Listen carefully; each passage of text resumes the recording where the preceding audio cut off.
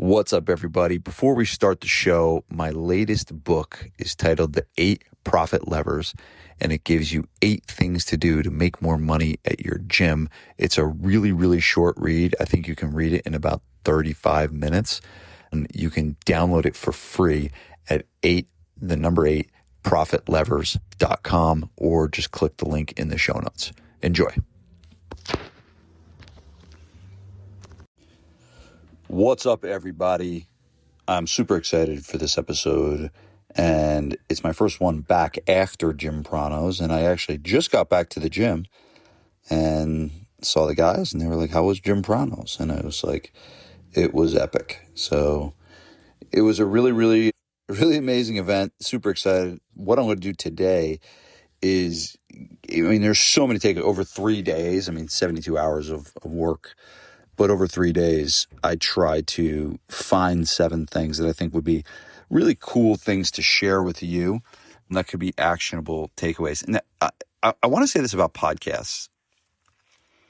I was listening to, I don't think sometimes we look for podcasts that are going to tell us everything, and give us the formula and give us the secrets. And I don't know it's how you should look at it, right? I think here's what happened yesterday. So I was walking, while I was waiting for Joey at jiu-jitsu. I was walking around, and I listened to a podcast with Tim Ferriss and a guy named Jim Collins, right? And Jim Collins wrote the book Good to Great. Super smart dude, right? On another level, right? And there was one thing he said that really stood out to me. It was kind of, it wasn't the whole premise of the entire podcast, but it really stood out. And he said, he's 68 years old. And he said, I feel better at 68 than I did at 38. I have more energy than I ever felt in my life. And hard stop right there. It's just what energy is just the life force of everything. If we have more energy, life is just better. If we have more energy, we're a better spouse. If we have more energy, we're better at our work. If we have more energy, we're a better parent. It's just I think sometimes we don't think of that enough. And especially us as gym owners, we're working, right? There's early mornings and late nights, and it's draining of our energy to do things. And so I think sometimes we lose sight of how important and powerful energy actually is. And I looked at that, and I was just I don't think I'm doing everything I possibly can to manage my energy and have a peak feeling each day I wake up. I'll be honest with you. It took me, this is me being vulnerable. It took me a little longer to recover from the 3-day event. And one of the reasons why was leading up to the event, I normally do 75 hard. And I'm drinking 0 alcohol and eating super clean, and I'm working out twice a day. And for whatever reason, this time I didn't. And I could use every excuse in the book that, oh, my mom died, oh, blah, blah, blah, blah.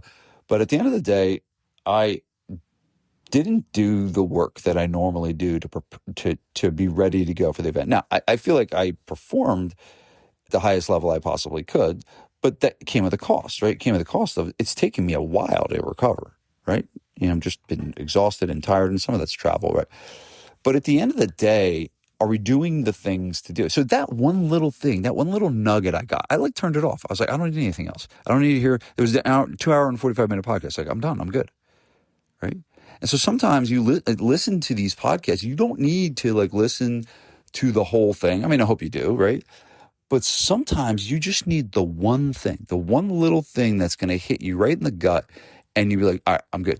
That's it for me. And so that's what I hope this is for you. Can you hear one thing? Is there one thing that you could possibly hear that can hit you in the belly and just be oh man, that was it. That was it. I'll give you one more thing that I learned on that podcast, which I think is really cool. And Jim Collins, he, is doing well-known guy, doing big work in the world. And he has a team of 6 full-time people. Tim Ferriss, same thing, doing big work in the world, and has a team of 4. Now, obviously different businesses than ours, right? If we want to have a really, really big gym, we're not going to be able to do it with, one trainer.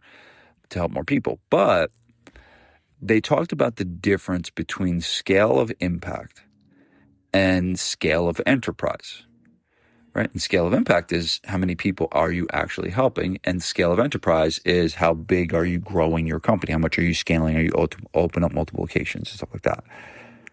And, I thought long and hard about that, right? And I think that's a big, big kind of sticking point of gyms. Is like, do I grow to 100 locations like Devin Gage across the board? And a lot of times people see that and they just get overwhelmed by it. Right? Devin doesn't, because he's a killer, right?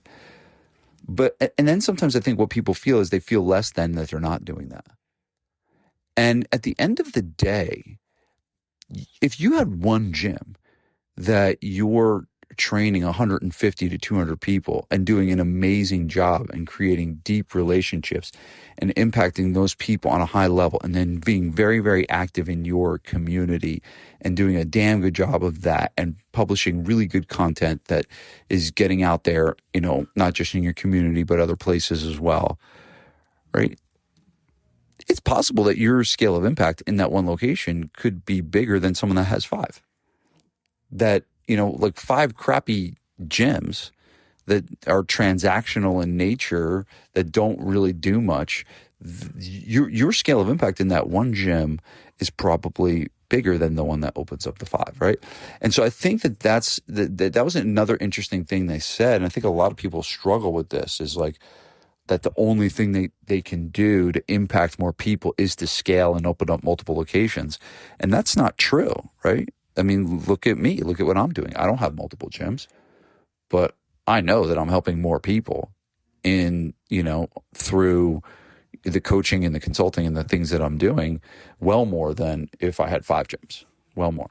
So don't always think that one avenue, that one way to scale is the only way that you can make an impact in the world. You can make a big, big impact in the world if you have one business and one gym and do it really, really well, right? If you have one very mediocre gym, you're not going to probably impact that much.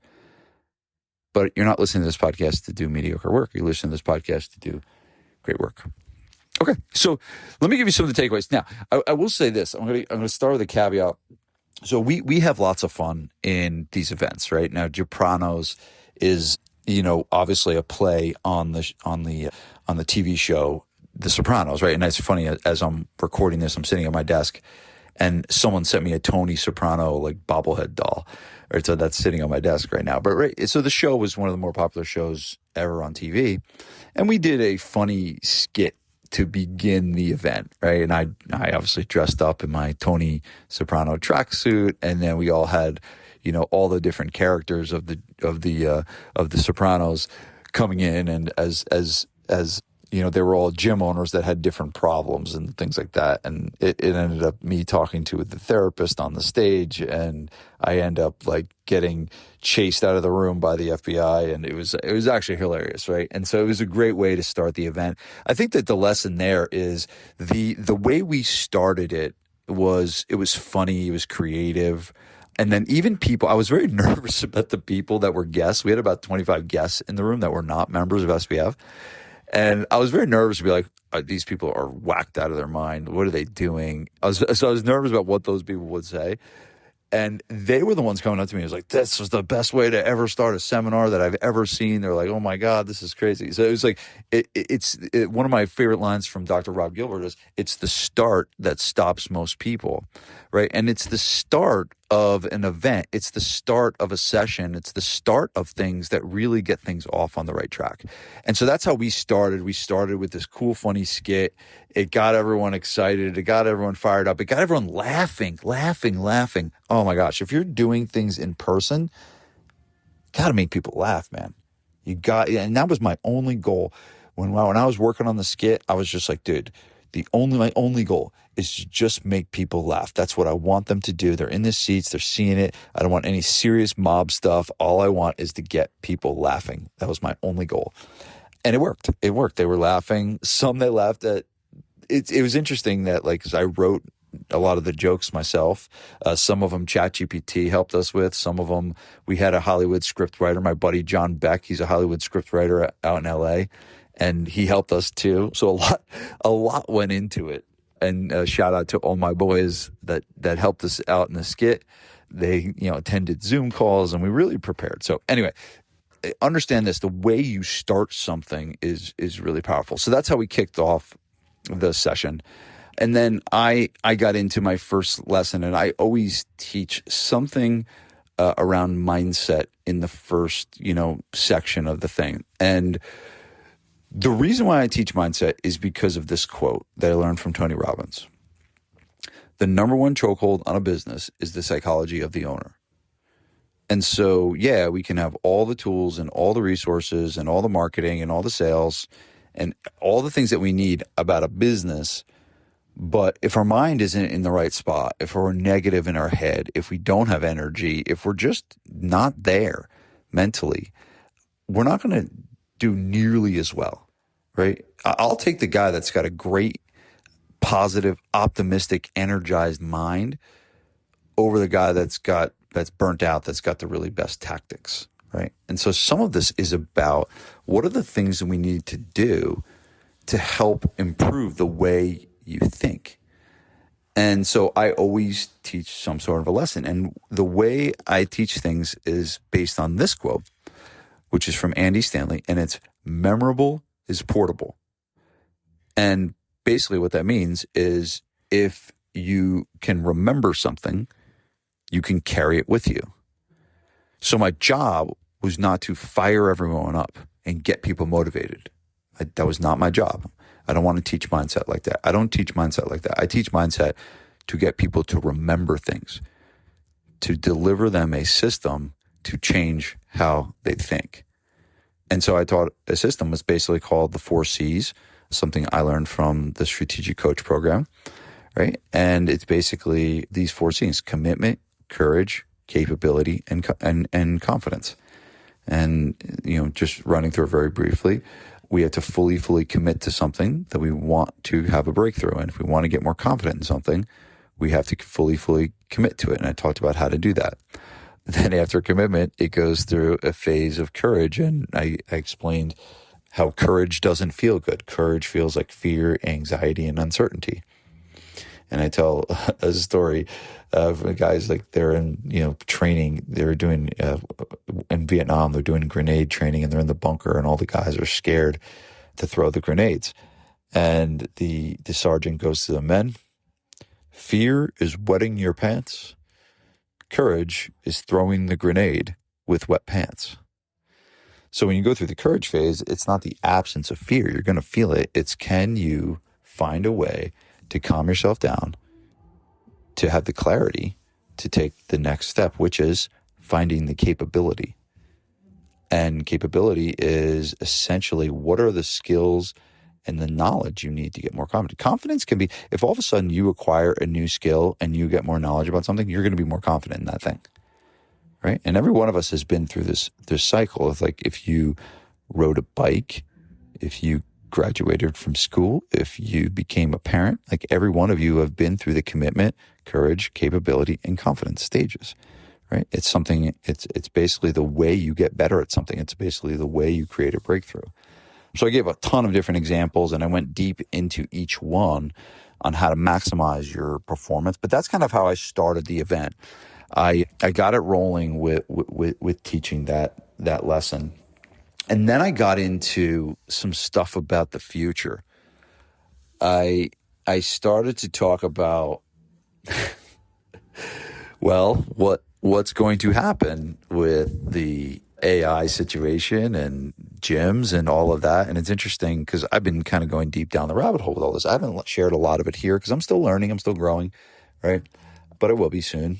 And it's interesting, I had a guy in for a consulting day, and I started telling him about all the stuff I'm learning about artificial intelligence and what that's going to mean and what it's going to mean for gyms. And I literally was talking about it for like a minute, and he looks at me with these scared eyes and he goes, "Are we going to be okay? Like are gyms going to be okay?" Because I think that's what a lot of people are thinking. It's like, oh my God, am I going to get, replaced by a robot? Is my business going to be obsolete? I think a lot of I think a lot of careers are thinking that, and some of them rightfully so. We're redoing our basement, and we had an architect come over to look at it. We didn't really need an architect, but it was just like part of the design package that we were using. And so they came over, and Vanessa had already put into ChatGPT what she wanted to look like, and she showed it to the architect, and he looked at the rendering, and he looked back at Vanessa, and he was like, "You did this in AI?" And Vanessa was like, "Yeah, it took me like 2 minutes." And he goes, "We're screwed." He's like, "We're out of a job. Like this, like that, it would have cost you for me to do that for you. Would have cost you an arm and a leg, and it would have taken me 5 hours to do of what Vanessa did in 2 minutes." Right. And so there are certain professions that should be absolutely petrified. Lucky thing for you and me, gyms aren't one of them. If anything, I'm more optimistic about owning a gym than I ever have been. And in the event, I went into why. I went into what are the reasons why I think that owning a gym is a really good spot. And it's funny because there's a lot of gurus out there that sold their gym that I think are kicking their own ass right now. Like, why the hell did I do that? And I see some of them actually starting new gyms, right, after they realized what is about to transpire. So you're in a great spot. Like if you own a brick and mortar gym, you're in a great spot. And right after the mastermind, me and Vanessa and the kids, we drove to Vero Beach, which is about 2 hours from Orlando. And my cousin, who is let's just say he's, very, very wealthy. He has this monster house on Vero Beach, monster. And we went and stayed with him and stayed the night and had a great night. And I sat on the beach and I talked with him for hours and hours and hours because he's a tech guy. And he's also a client of mine. He's been a client of mine, so he knows the gym game really well because he's been literally, my cousin has been a client of mine since 2007, since before I opened my gym.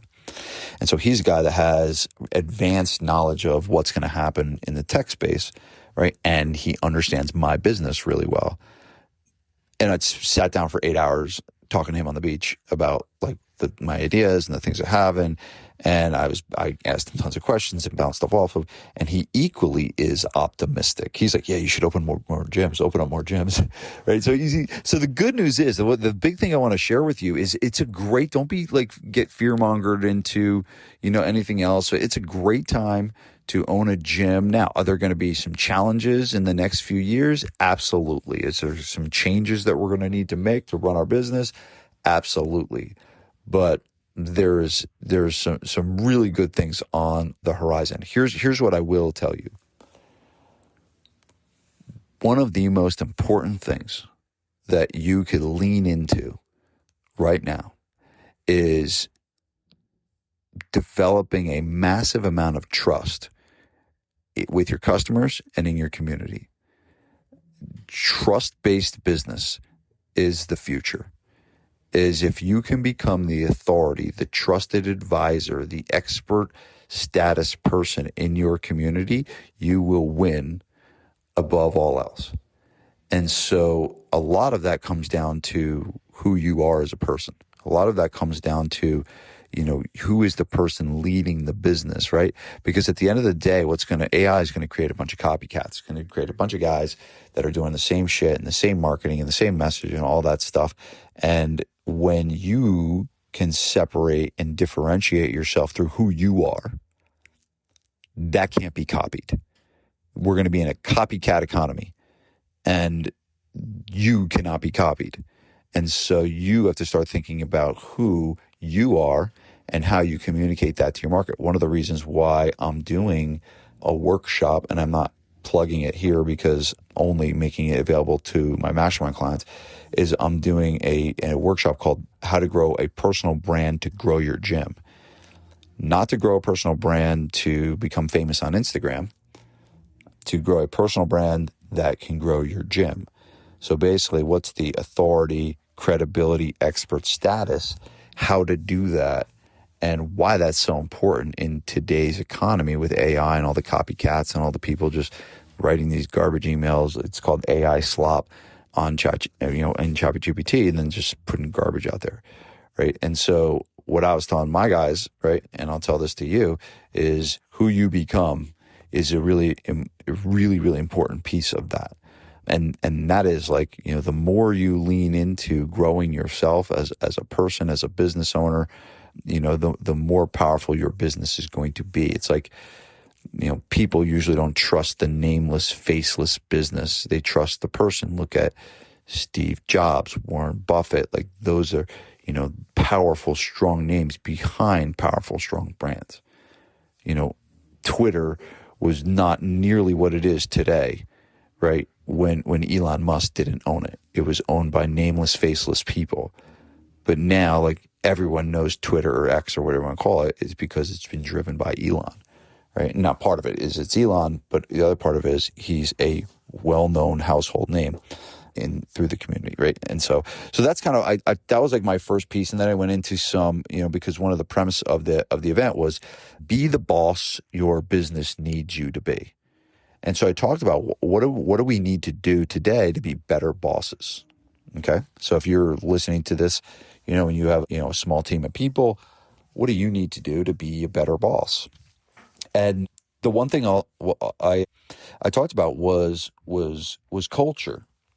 I talked about culture, and that I learned how important culture was from a guy named Seth Godin. And Seth Godin told me personally, he said, Vince, your number one job as the owner of your business is to drive the culture. That's your number one job. And a lot of times, I've taught that before, and a lot of times people don't know what that looks like. They know it. They're like, oh yes, I know I'm supposed to drive the culture. But they don't know like what there's things that need to be done to do that. It doesn't just happen.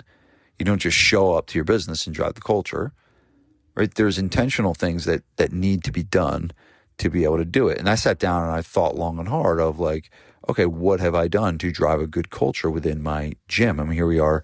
My gym's been operating for 18 years, right? And we have turned over our entire staff. Yet, we still have a very, very strong culture. We have very good retention, and we have very good staff retention, right? But over 18 years, we have turned over our entire staff, and the culture is still there, right? And so I talked about what are the things people need to do to drive the culture. I'll give you one of them that I think is probably the most important one. The most important thing that you can do to drive the culture is have a definition of your culture. How can you know what to do if you don't have a definition of something, right? And so that's a really, really powerful thing, and that's what I pushed everyone to do is to define the culture. Now, how do you do that? Simple. You create core values. Your core values are your definition of your culture. And, I challenged some people in the room, and I said, how many people, if I called you up on stage right now, raise your hand, if I called you up on stage right now, could tell me what your core values are? And not many hands went up. And this is people that I've been teaching this for years. I guarantee you, if I went into a room of gym owners that haven't learned from me, that no hands would go up, right? And so very, very few hands went up, few brave people. And I didn't call anyone up to the stage. I wasn't doing it to shame anybody or anything like that. But at the end of the day, if you don't, one, have a definition of your culture, and two, if you have a definition of culture, but it's not known, if it's not carried with you, remember, go back to the memorable is portable quote, that's really step one, right? So step one for you, if Seth Godin says, and I believe he's right, that the number one job is to drive the culture, then the first thing we need to do is have a definition of it. The second thing you have to do is know the definition, right? It's not enough to put them on the wall. Enron had core values on the wall. They weren't really lived. They weren't known. They weren't lived. So that was one piece of that. And then I got into my second talk was all about making money. right? And that's kind of what I really talked about. I did 7 ways to double your income. My talk was titled 7 ways to double your income outside. 7 ways to double your income in 12 months, right? And I did 7 different things. And here's one of them I'll share with you. I think this was a powerful one that a lot of people said was one of their biggest takeaways. And this was clarity around cloning and multiplying your best customers. That was one of them that I talked about. And if you think about it, like, who are your best customers? Who are the people that are spending the most money? Who are the people that are referring the most? Who are the people that are, very active in the business, meaning they are, participating, all the things that you do, they come to your workshops, they do all this stuff, right? So who are your most valuable clients, right? And I had the room write who their most valuable clients were, right? From, mainly from the biggest driver of it is actually how much they spend, right? But really, honestly, how much they spend it's probably the way to start, but another way would be how much they refer, right? Because the referral is more the multiplier effect. So you could do it with, how much they spend, who the best spenders are, but you could also do it through your best referrers. And you could argue that those people are the most valuable. So anyway, I had them create the list of what are the things, who are the people, like, who have you actually looked at the list? And it's funny because I got this through Vanessa, my wife.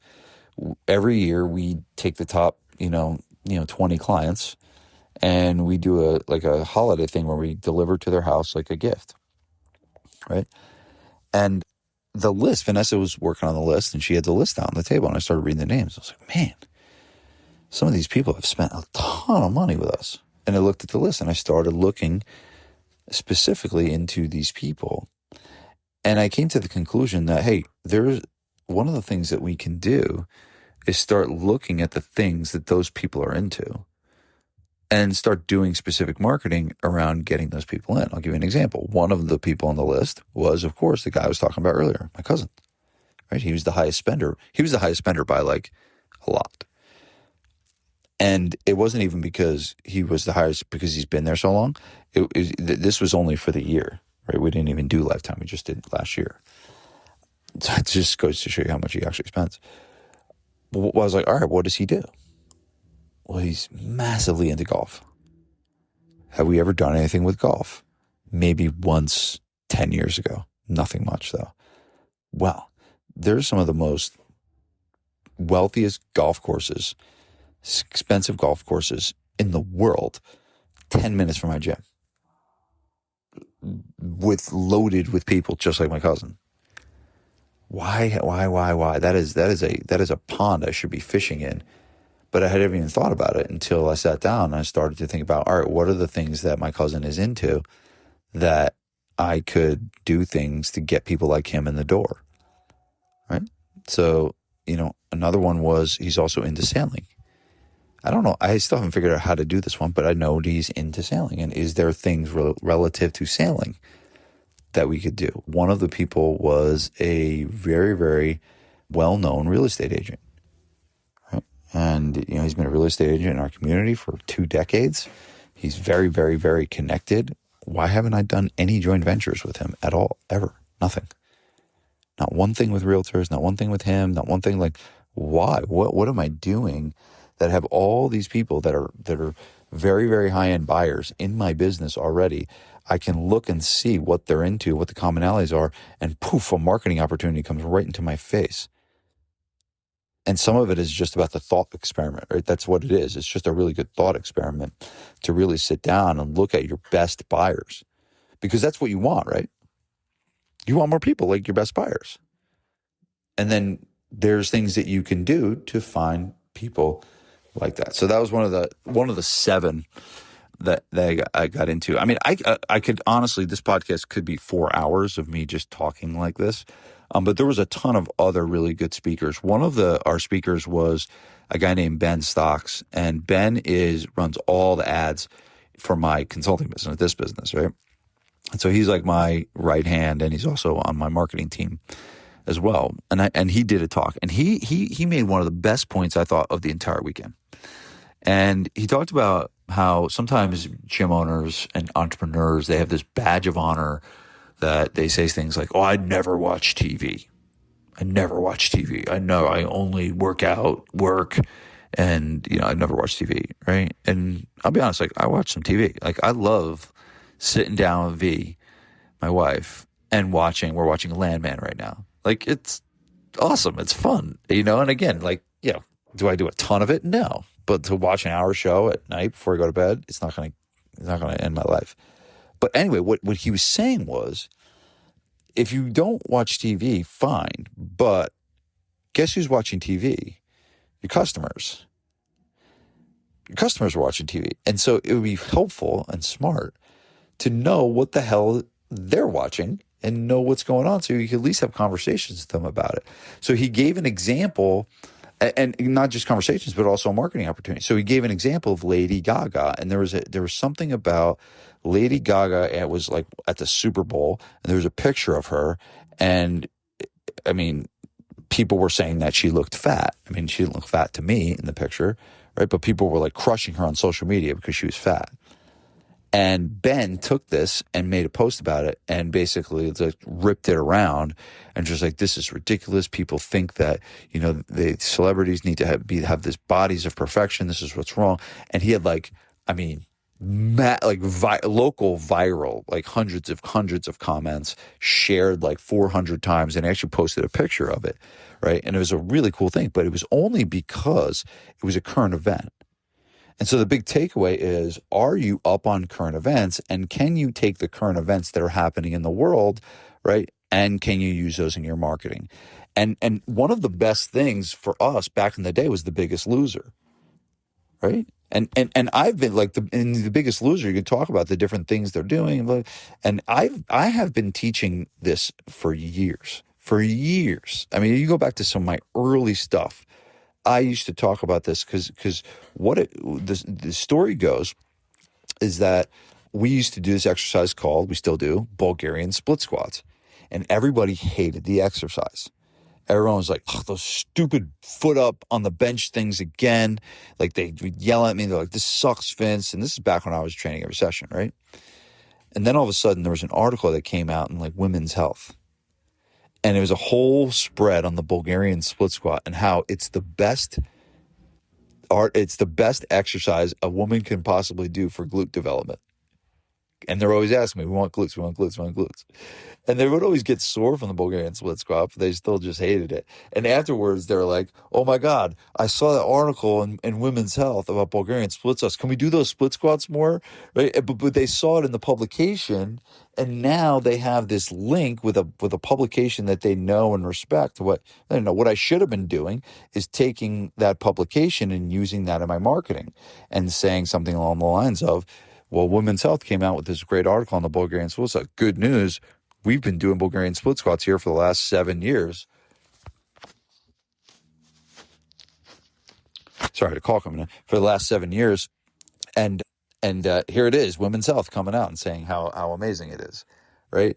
So you should be looking at current events. You should be looking at these different magazines and looking and trying to find these different marketing opportunities that can help you grow your business.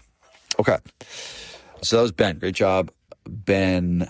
Talked about driving the culture. Let me go through. G.R. Hoff had a great one. G.R. Hoff is the owner of Gym Member Machine.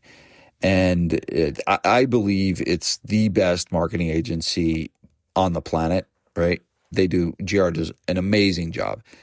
And they have a great squad and a great team, and they have great retention at their agency. So anyone that comes to me and wants digital ads or a website, I send them to GR over at Gym Member Machine.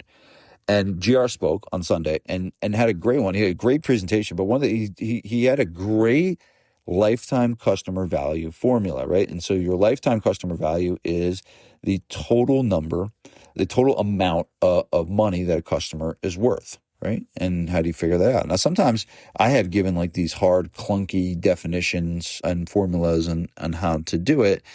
And I do think it's probably the most accurate way to do it. But he gave a really, really good the way to do it is basically take your average revenue, right? So let's say you're doing $20,000 a month, right? And you have, 100 customers. That would mean your average revenue is $200 a month, right? And then what you do is you take that number and then you divide it by what your attrition rate is, right? Is it 2%, 3%, 4%? And you divide that number by your attrition rate, and that gets you your lifetime customer value. So hold on, I'm just putting the calculator now.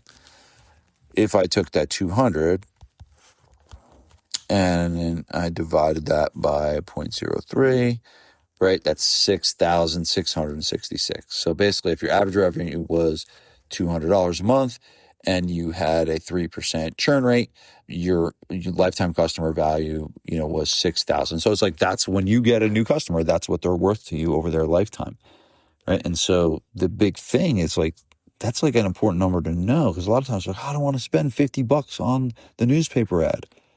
I don't want to do that because, we might lose money. And it's just like, yeah, but if you got one customer, you spent $50 and you made 6,666. It's like, it doesn't even make sense that you're hesitating to do that.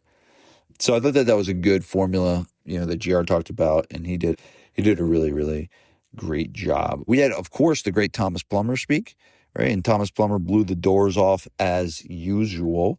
But it's funny. It was a very, emotional talk. Like Tom got emotional at the very end of the talk, and just standing ovation for him. It was absolutely incredible. And he left us with this message. What did it mean to be you? That's what he told us. What did it mean to be you? And I think sometimes we're so bogged down in the business, and we're so bogged down with where am I going to get my next customer, and how am I going to make some more money, and all of that. And I think at the end of the day, Tom, it's about the lifetime of impact that you made in your community, in your customers, in your staff. That's the overarching theme of the entire thing. What did it mean to actually be you?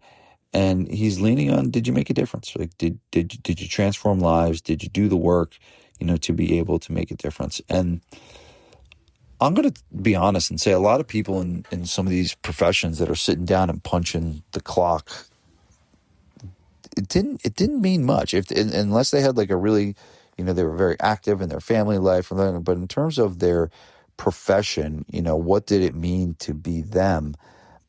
We have an unbelievable opportunity for our life to really, really matter by creating an impact in the lives of the people that we're doing it with. So he did an amazing job. He ended it, again, standing ovation for the great Thomas Plummer. It was absolutely amazing. I'm going to wrap it up there because I could totally keep going. We had Carly that talked about the ambassador program.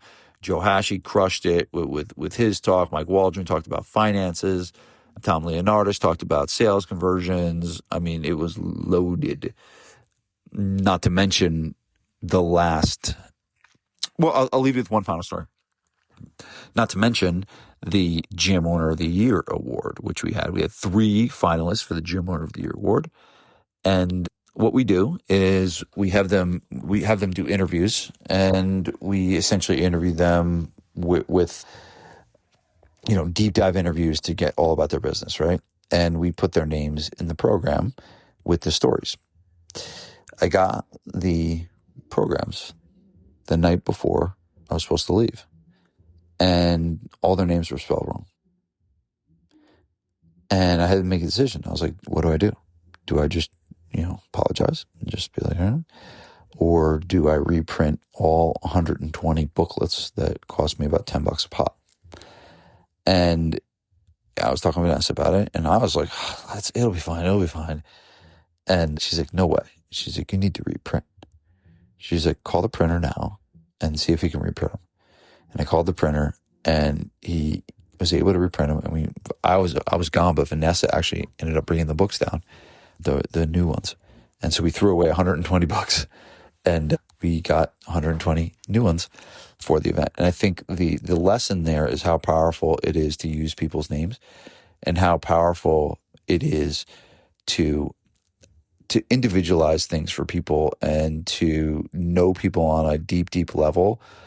And the foundation of that is their own name. The foundation of that is their own name. You'll build a better relationship with people if you remember names early and often and you use it. I think it's a very thing that people say they do really well, but I don't know if they actually do it really well.